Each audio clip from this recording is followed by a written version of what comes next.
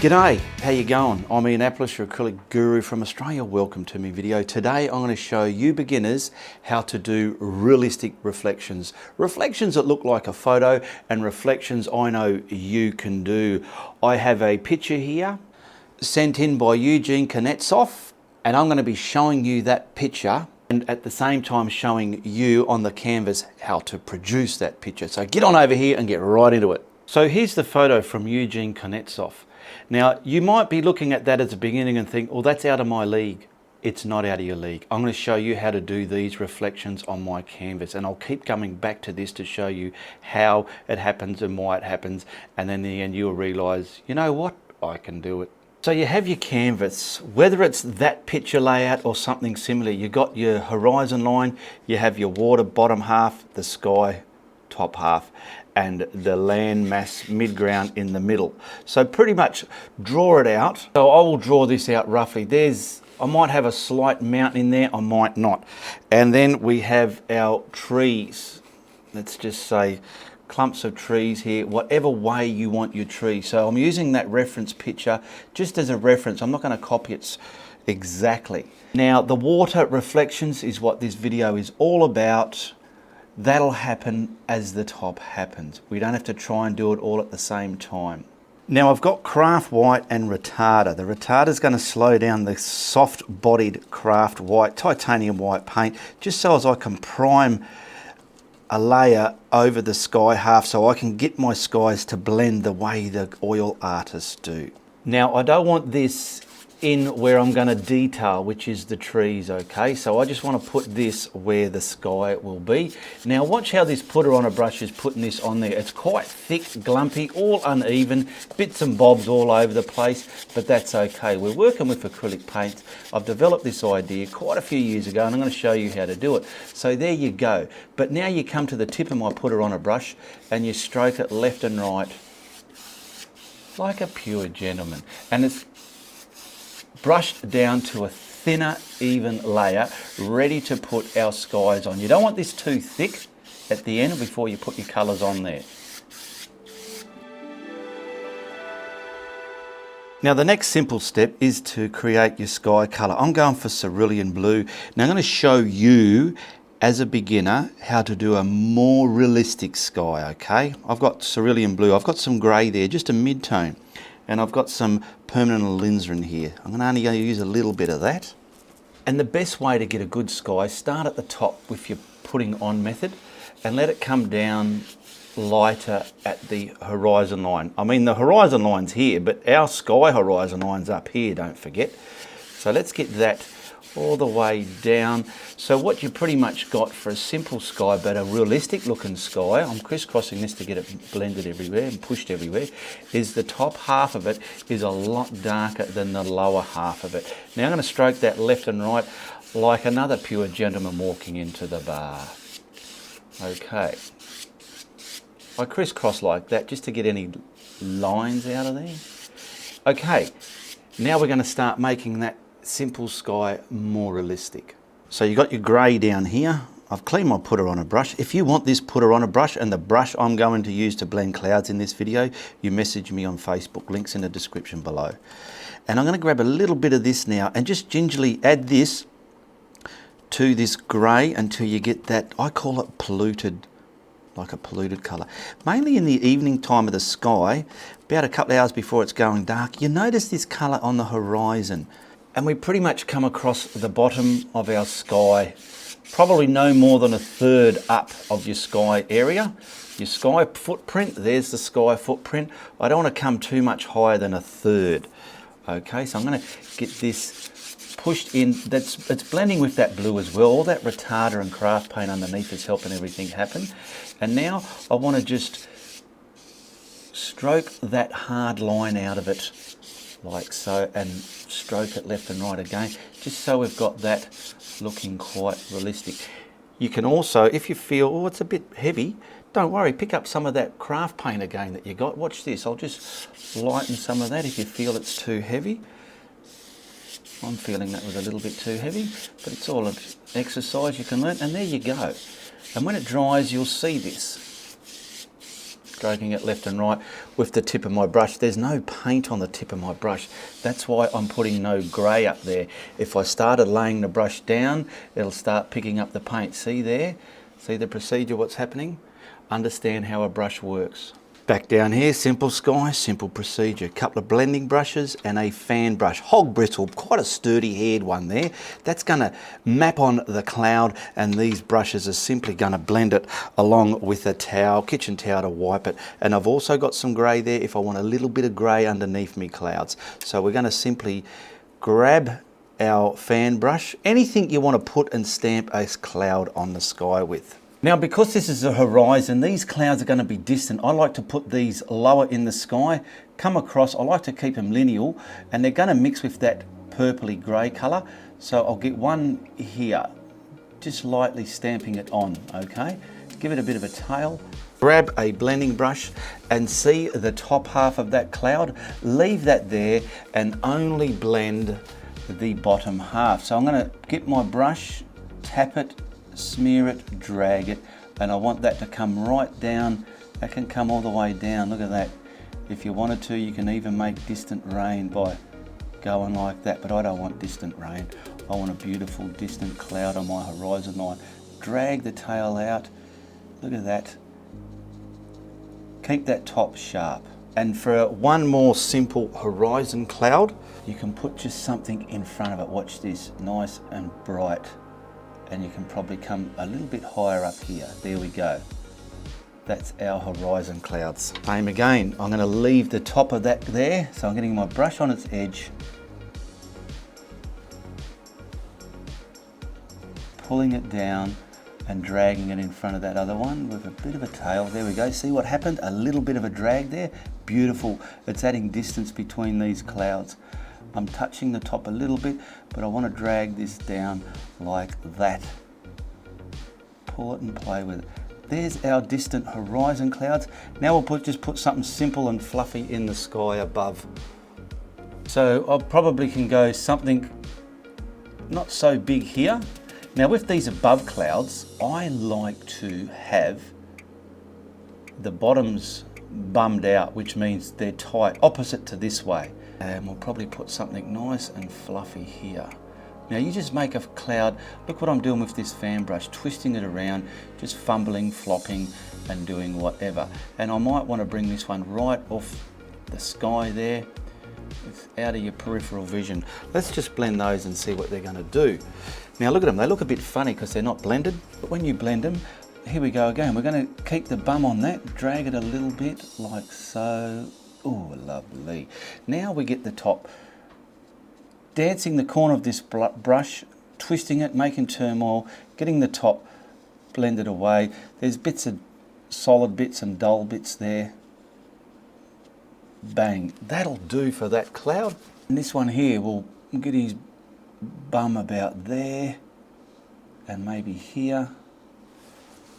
And now we're going to blend the top. Soften the top. Just distorting any edges you feel aren't right for your piece of artwork, and come straight off the canvas there.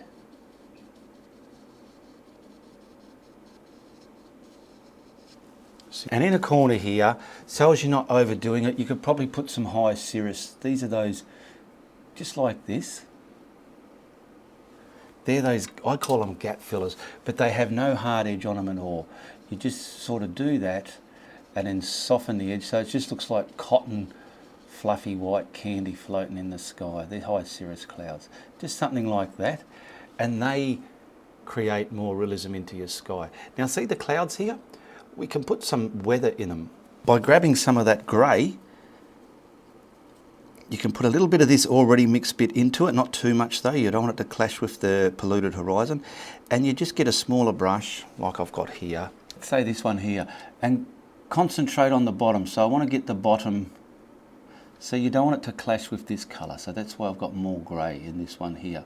And we're going to give this cloud a three-dimensional look now. So I'm going to come there, maybe here, and a bit within the body of the cloud. Grab a blending brush and soften that grey within the cloud. So I'm going to leave the bum there, but these bits fingering up, I'm going to see what I've done. I've just got rid of their hard edge. It's just dancing with your work. Don't be too heavily handed with it. That stuff's still wet. And you'll see the difference to this cloud and that cloud. Now you simply add your yumminess, grabbing the white paint again and kind of find your fluffy bits. Just practice doing this, and you don't have to think too hard, just do it and it'll work itself out. Like that. Now gently soften those hard edges of that yumminess down, like that, leaving the vibrancy of it there. You're making this sort of action within that cloud body. And you can see the difference from these two clouds. Now in the painting we're going to add our trees. They don't have to be the exact same as this, so long as we've got our trees coming from the top down like a V sort of thing. I don't think I'll worry about putting that mountain in there. And we're going to put these in and then start creating our reflections in the water. I want your reflections to look wet and realistic like they are in this photo. I'm going to show you how easy it is to do. So my simple go-to tree colours, I want 3 colours, a light, medium and a dark version of the green. If it warrants, you can put some brownie colours in there. So I've got my dark perylene green, and I've got my forest green and my terra verte. I'm calling that sap green. Now I do have a yellow green, which is good for highlighting, and I've got some cad yellow just to turn the lights on in me forest green. So I'm going to start off with the perylene green and use whatever brush works for you. I'm going to use a filbert brush, okay? I love a filbert brush. And what I'm going to do is simply do the top half first of the trees where they're going to kiss the sky. So let's say, I don't know, we're just going to make this basic for the tutorial, but you also want windows in the top half. So the windows are where you see the sky through the trees. So I'm coming down, getting the top pushed into the sky where I want it.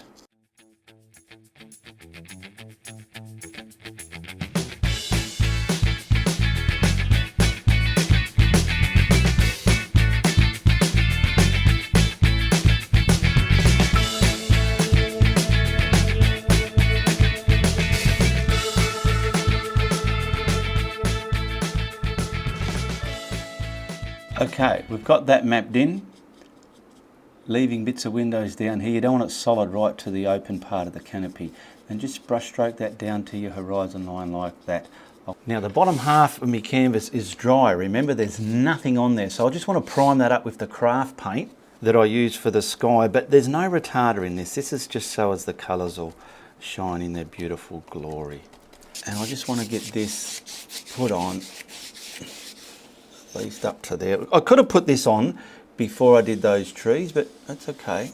And what I want to do, once I've put this on, see the sky colour, we've still got that on our canvas, I want to simply map that in. So just wipe that brush, grabbing the cerulean blue, start from the bottom and get this, and just pull it up to there, to about there. There, get it there. You want it darker at the bottom and lighter as you come up to that horizon line. Don't worry about getting the blue right under those trees there, because the tree reflection is going to come down there. Okay, stroking it left and right like a pure gentleman. See how water's starting to happen. If you want to, grab a little bit of white on your brush and simply stamp in a cloud where you roughly got some cloud formation, okay? Wipe your brush, go to the tip of your brush and waterify those clouds. There we go. How easy that was to produce that sky down here. I've given it a dry. Now we're ready to start doing our reflection as we go up the top. If you're enjoying my video, give me the thumbs up, subscribe, and tell everybody what you're watching. Righto, so back to this brush here. I'm going to pick up the dark green, the perylene green that I've been using, okay? I'm going to wet the brush a little bit. You always want it to transfer, but not too wet. This is how we're going to make some beautiful, realistic. Now, what I'm going to do, I painted this that way. And I'm just simply going to turn my brush upside down now and roughly go to the height that I want. Do a bit at a time and then pull it up, okay? If you don't have to try and do the whole lot. Don't try and do it as fast as me or whatever like that. Go along again, and it's gradually coming, where are we? About there. See what I'm doing? And then start, you can be heavy-handed here now because you've done all the detail there, and you just pull that straight up into the top colour there.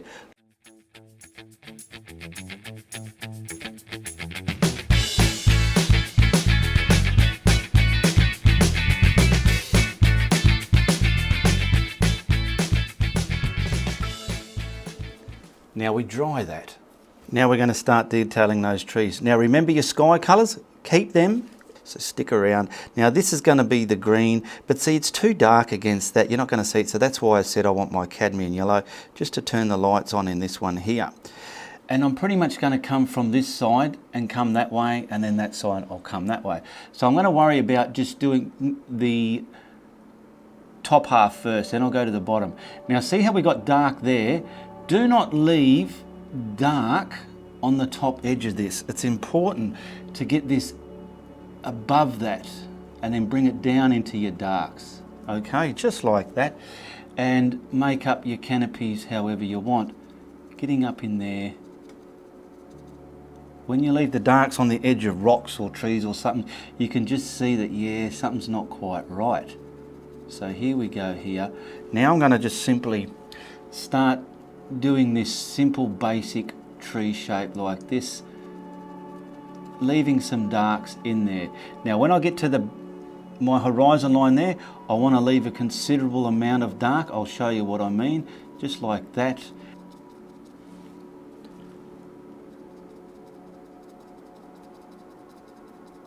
I don't know what sort of trees these are, but I just love doing them with my fan brush. Do your favourite trees, whatever, but keep these principles in play to get the realistic reflections. Now we've done that colour there, okay? Simply reproduce that downstairs. So you're pretty much just you're putting it on and pulling down like that, see? Putting it on and pulling it down. Getting it to the edge there, remember, don't leave a dark edge there. But don't bring this light green too far into your blue. And we're simply going to do this all the way along, leaving a good dark band there. I'll come this way, just there we go. We can pull these ones, turn your brush upside down just to get those bottom ones where they need to be, so you're not pulling too much of the green down into the blue water. Just get it there like that and pull it up. Now we can go backwards and get these on. Just periodically.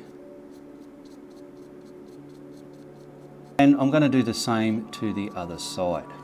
Now we've finished that. You can dry that, you can leave it, have a cup of tea, make yourself a sandwich and come back to it. Now, like I said, I want to put my lawn, my grass bank in there, and then I'll detail on top of that. So for my grass bank, I'm going to go for the sap green, Terra Verte green, and I just want to mint that with some white, so it's totally different value to my trees up above. It's like a bit of a lawn colour, hopefully. Put a bit of that in there. There we go. And I'm using a flat brush because I can govern a reasonable sharp edge against my bank. So I've got my bullshit stick here. Now I'm going to just do one half. So I'm going to come from the middle and I want the top half sharp. So what I'm doing, I'm scalloping, twisting this brush, making it different widths. It's running out of paint, so stop, pick up more. I went a bit too low there, don't go too low. Stay in that dark band and just come a bit fatter as you come to the edge here, like so. Simply grab a bit more yellow to the mix. Dry it if you have to, we'll see how we go. And I just want some subtle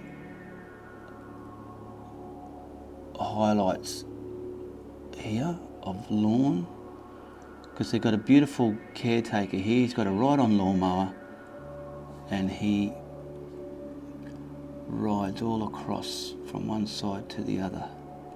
And his daughter is not Sissy Spacek. There we go. Just like that.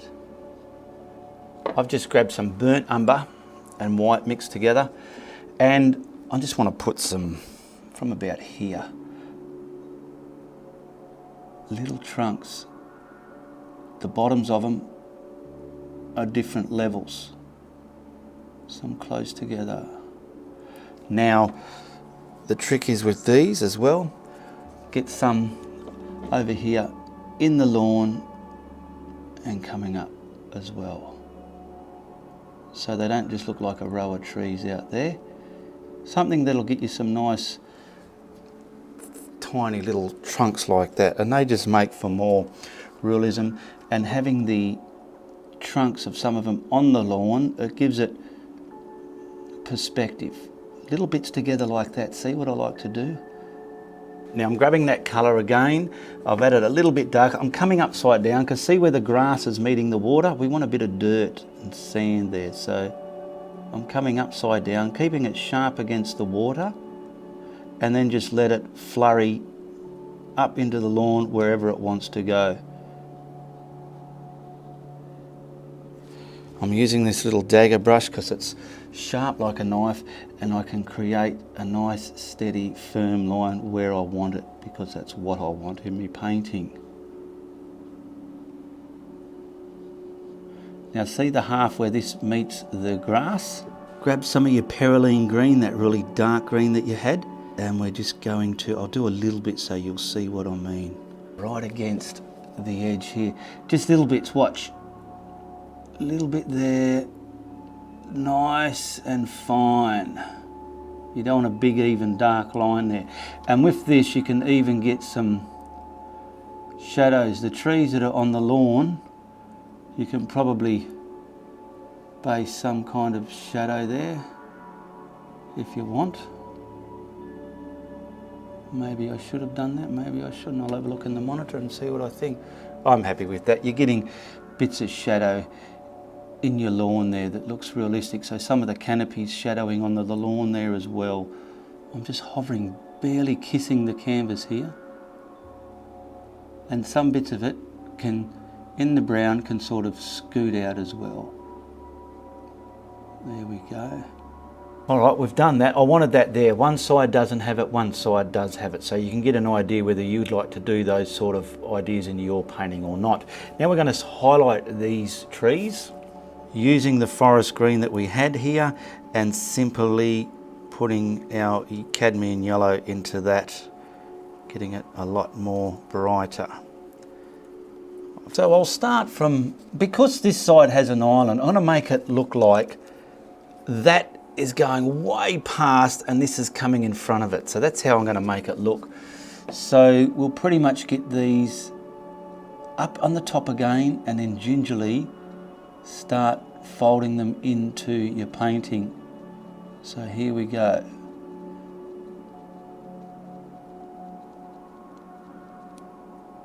Down into your dark a little bit, leaving lots of your darks here, up above and come down, leaving, see this colour, don't go over the whole lot, you want big pockets of it, like that. And I'm going to come just over the dark there like that, here. See what I've done there? And then, lo and behold, you'll just see how all this just evolves into that water as well. You'll be amazed how easy it is. Dribbling down, hiding some of the trunk areas.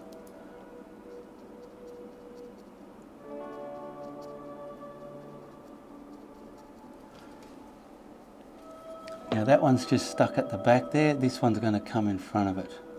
See what I've done? Over that dark, like I said.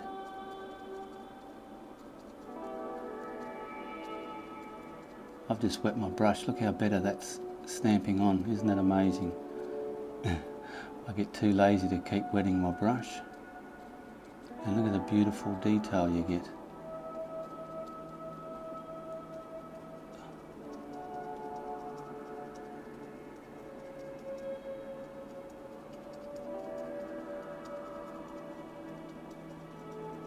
Now you've done that part. Grab that paint again. It doesn't have to be as inky as stamping it on. And then you're going to simply replicate those. See here, you're going to simply just put it on and drag it down and pull it into here. Just like so. Now I haven't put the trunk reflections in there, but I will, because they're very easy to do and you do need them. You watch once they're added in there just how much charisma they give to your painting.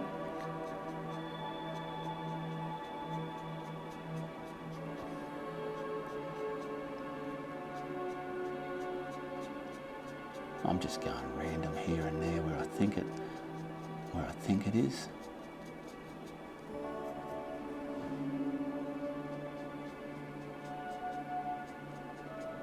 And that's how easy it is to get the first part of your reflections done. There's a secret I'm going to show you after this, so stick around to really get them looking smooth and wet.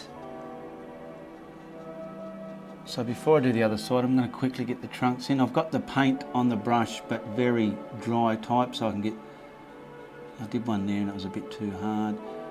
Just some scratchy visuals of the trunks. See, these can be distorted down longer if you want. Get that on an angle, following that angle.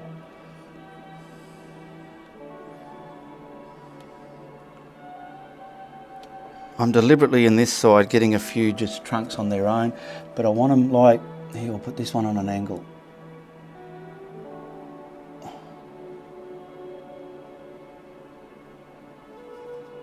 So as I can get his reflection showing how real it can be.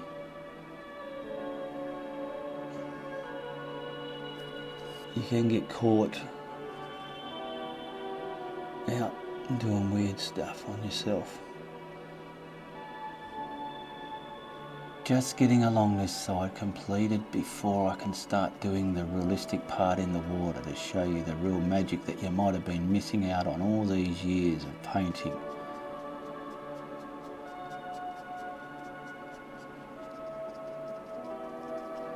I'm weaving in and out of my trunks, and like I said, I'm still hovering a little bit over that dark spot down there.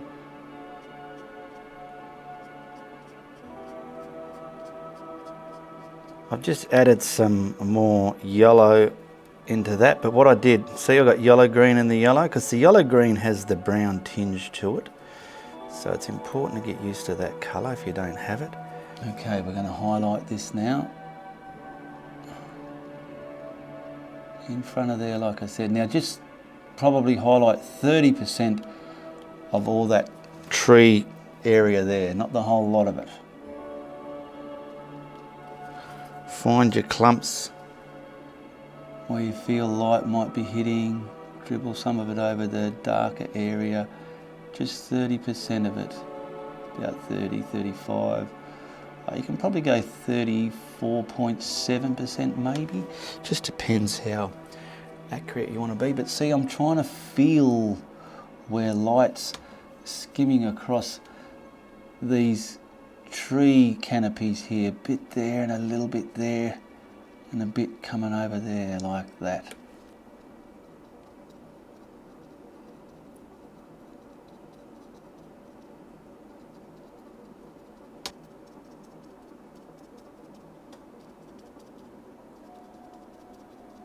Because with this, these are more less and distinctive, so when you put these reflections in the bottom, they stand out more distinctively.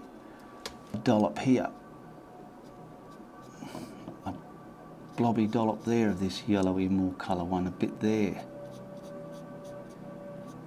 Something like so. Lightly scratching it in, just lightly does it. Lightly does it is the key.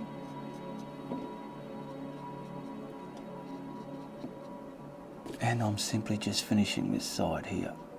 I've highlighted it. Now I'm pulling it down into the water appropriately where I feel it is.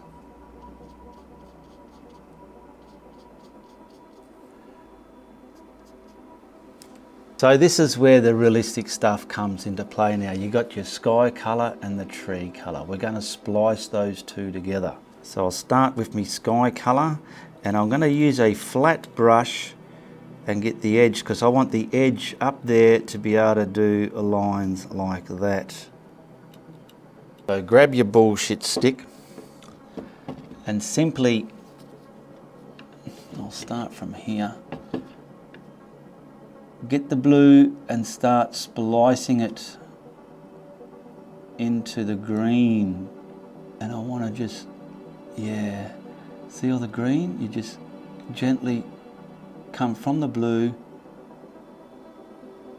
and splice it into the green. Oh, wow, I've finally found a brush that works, me dagger brush.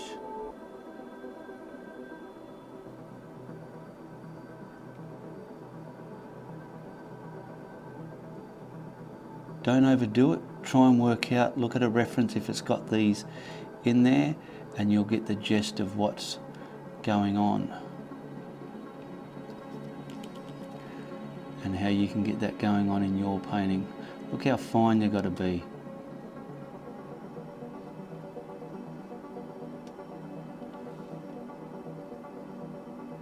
Get them straight.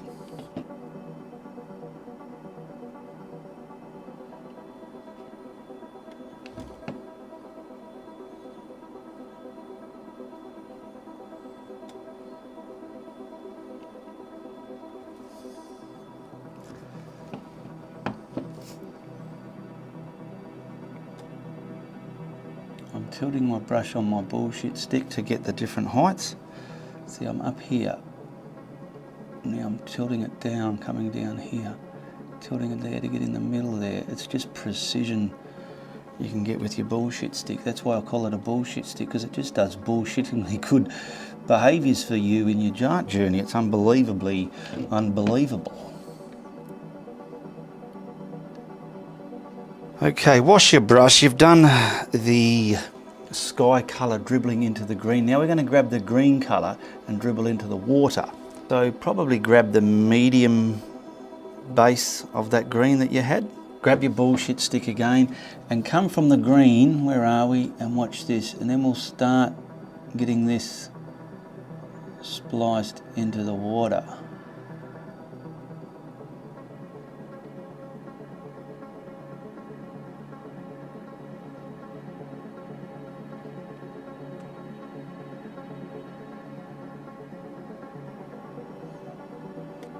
Don't ever tell yourself, I don't think I can do that. If you want to practice it, you'll be able to do it, okay?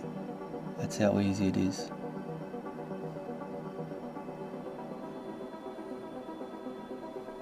We're pulling the green out. We're putting it into the rippling water here. That's what we're doing.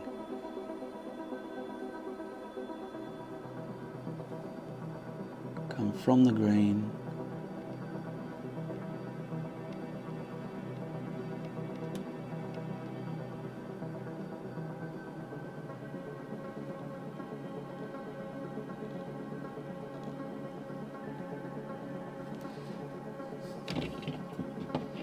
This stick will help you keep them level, because if they're all over the place, it's just not going to capture the essence what you need to be trying to go for.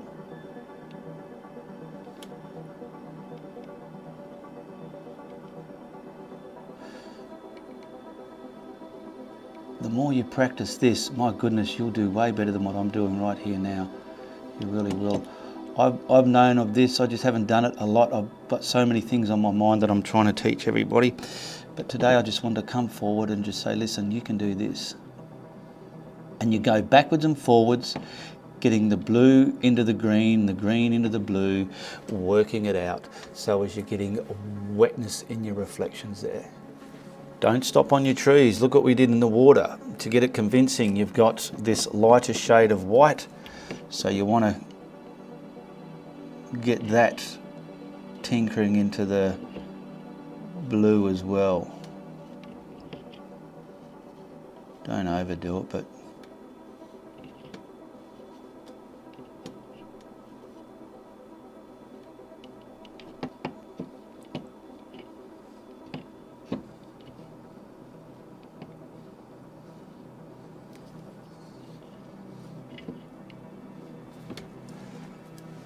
can see what it's doing. We'll just kiss this part to the water, and to do that I'm going to use some glaze, simple glaze, probably put a bit of that in it. I'll use my bullshit stick and we'll get a bit of a film line across there where I think the water's hitting the land. There we go. Drag it, bring it down into the water now. Get your brush on its edge there. This will sink some of that down.